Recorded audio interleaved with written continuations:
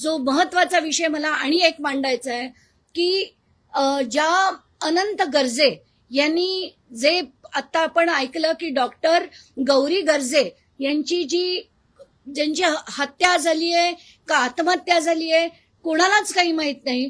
तर आत्ताच्या घटनेला तिचे आई बाबा हे बीडहून आलेले आहेत आणि काल आम्ही दिवसभर वरळी पोलीस स्टेशनला होतो. अनेक गोष्टी तिथे धक्कादायक कळल्या आहेत आणि आत्ताच्या घटनेला एक सुभाष काकणे नावाचा एक व्यक्ती आहे जो सो कॉल्ड आम आदमी पार्टीचा काही पदाधिकारी आहे, पण तो पंकजा मुंडेंच्या अतिशय जवळचा आहे. हा माणूस अगदी थेट तिथे चौकशी होत असताना म्हणजे तिथे जी आत फॉरेन्सिकची टीम असताना हा माणूस थेट आत होता. त्याचा व्हिडिओ मी पोलिसांना दाखवला तेव्हा त्यांचं असं म्हणणं होतं की हा कसा आला आम्हाला माहित नाही.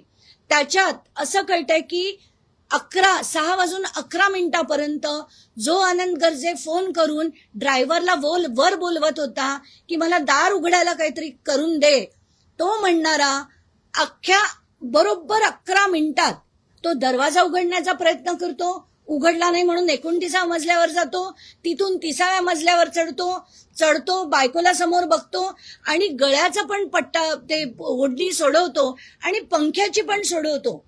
तर आम्ही पोलिसांना विचारलं की कुठलाही माणूस ज्याला आपली बायको अशा स्थितीत मिळेल तो व्यक्ती असं कधी करू शकेल का की खालची म्हणजे गळ्याची पट्टी सोडवणं आणि पंख्याची काढून ते खाली टाकून तिला उचलून 30व्या मजल्यावरनं खाली 11 मिनिटात म्हणजे सगळं चढणं काढणं खाली आणणं आणि व्हीलचेअरवर बाहेर घेऊन जाणं 11 मिनिटाच्या आत होऊ शकतं का? ते याच्यावर आणि त्याचे मी सीसीटीव्ही देखील बघितले. त्याची येतानाची बॉडी लँग्वेज बिलकुल म्हणजे काहीही मॅच होत नाहीये.